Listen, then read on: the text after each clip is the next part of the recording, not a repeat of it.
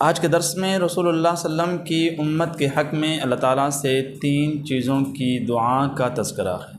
حدیث بھی اپنی خدمت میں تھوڑی سی عرض کر دیتے ہیں۔ عن سعد ان رسول اللہ صلی اللہ علیہ وسلم اقبل ذات یوم من العالیۃ حتی اذا مر بمسجد بنی معاویۃ دخل فرکع فیہ رکعتین وصلینا معہ ودعا ربہ الی آخرہ۔ اس حدیث میں رسول اللہ صلی اللہ علیہ وسلم اللہ تعالیٰ سے 3 چیزیں مانگ رہے ہیں۔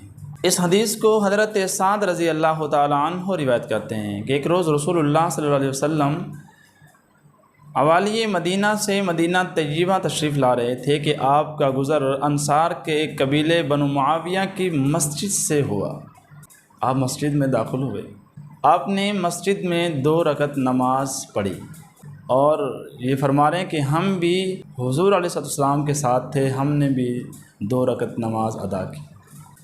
نماز کے بعد اللہ کے نبی نے دعا بھی مانگی۔ جب فارغ ہوئے نماز اور دعا سے تو ہماری طرف متوجہ ہوئے۔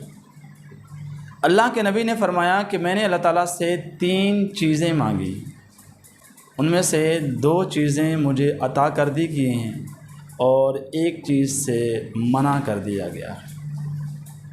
فرمایا کہ ایک چیز کی درخواست میں نے اللہ سے یہ کی تھی کہ اے اللہ میری امت کو عام قحط میں ہلاک نہ کرنا۔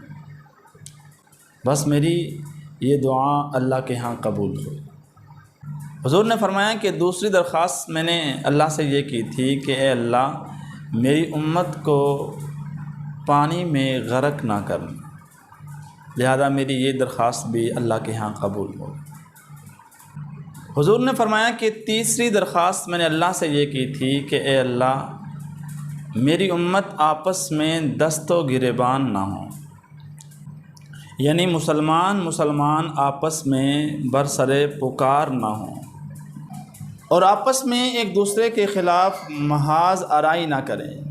حضور نے فرمایا کہ یہ میری تیسری درخواست اللہ کے ہاں قبول نہیں ہوئی۔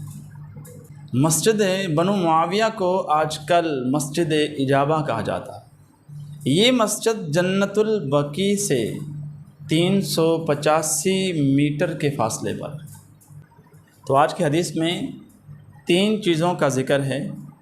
اللہ کے نبی نے دعائیں کی تھی، اے اللہ میری امت کو عام قحط میں ہلاک نہ کرنا، اے اللہ میری امت کو پانی میں غرق کر کے ہلاک نہ کرنا۔ حضور کی یہی دعا تھی جس سے ہم بچے ہوئے ہیں، ورنہ ہم تو شاید اس سے بڑھ کر کسی اور عذاب کے مستحق ہیں، اور یہ ہمیں فخر ہے ہم حضور کے امتی ہیں۔ آپس میں ایک دوسرے کے خلاف محاذ آرائی نہ کریں۔ حضور علیہ السلام کی سیرت کو پڑھیں، صحابہ کی زندگیوں کو پڑھیں۔